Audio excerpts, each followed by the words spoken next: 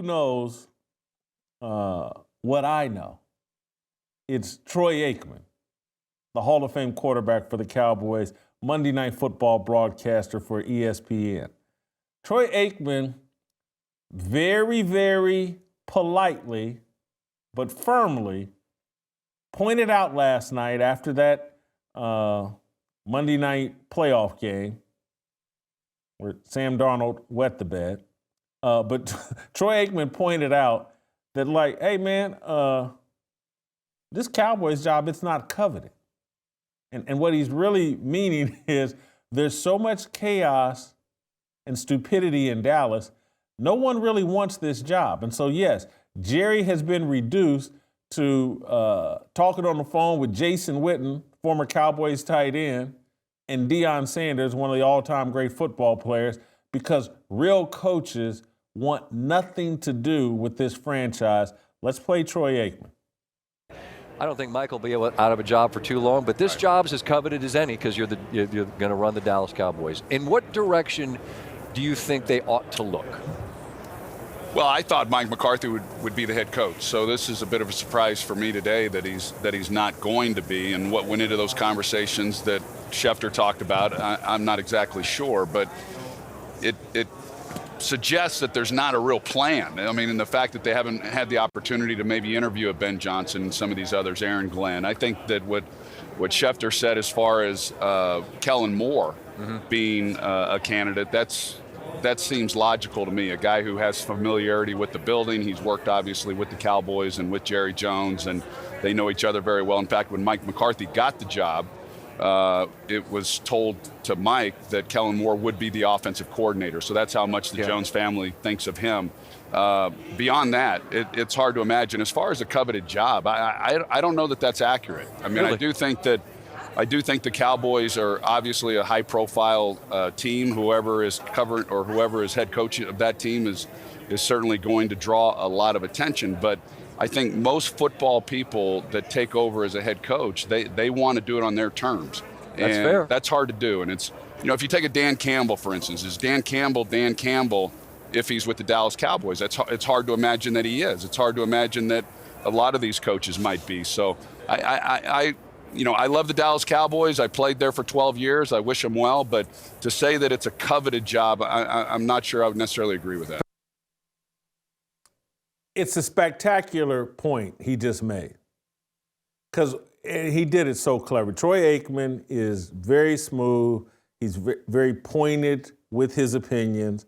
If it's a coveted job, what he's saying is, well, Ben Johnson and Aaron Glenn would be your two top prospects. They would be salivate. Oh, America's team.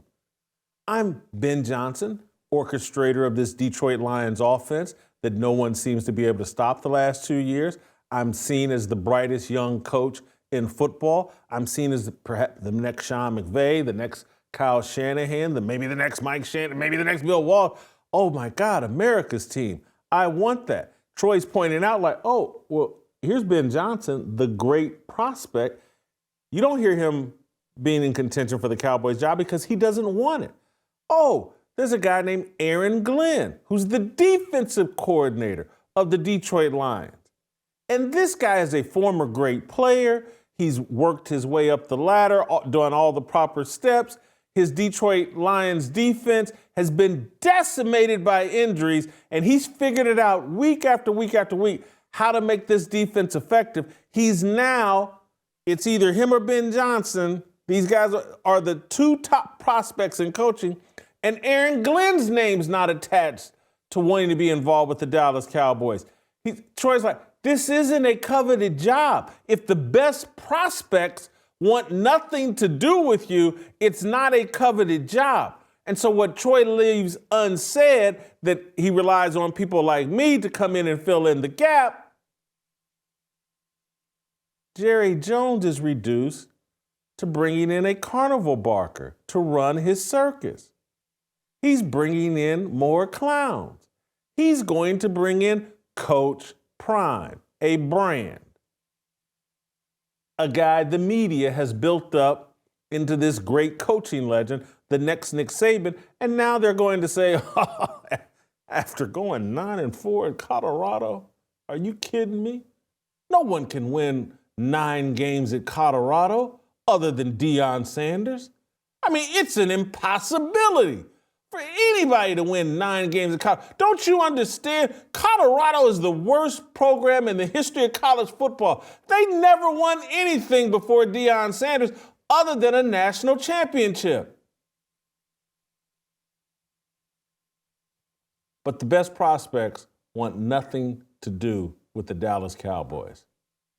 And Deion's about to hire a hype man, a brand, someone that the media has built up in their DEI, racial narrative, and he's about to bring that circus to Dallas.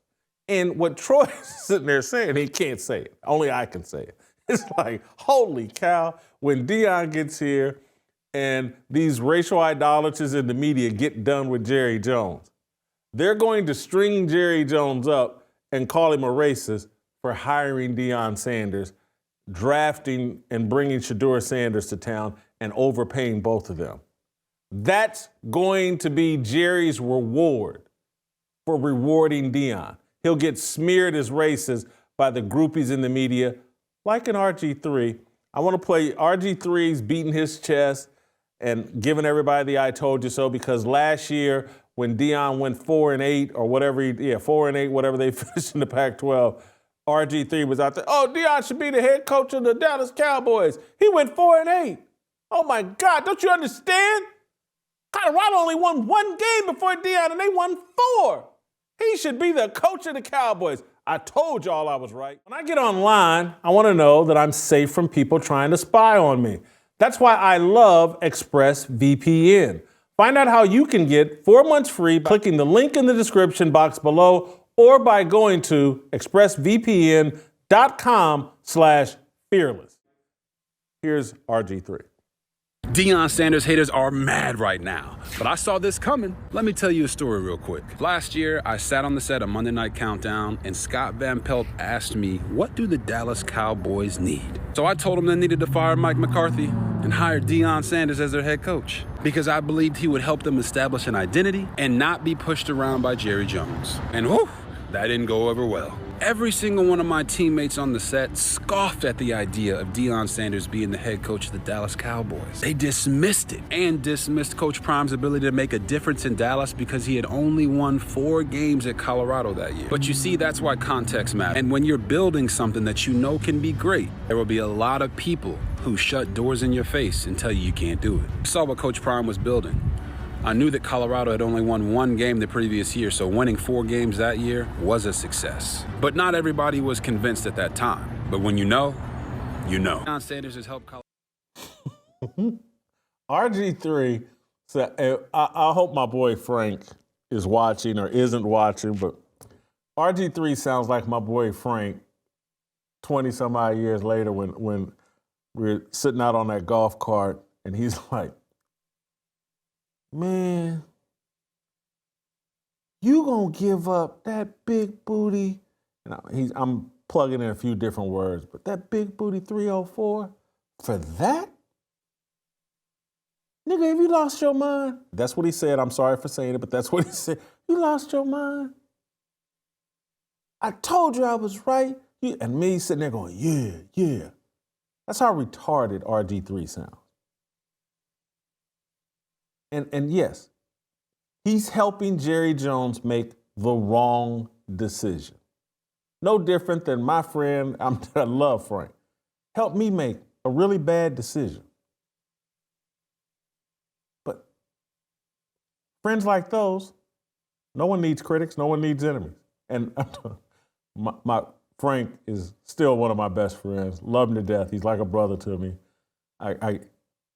He helped me remain as stupid as I was at that time.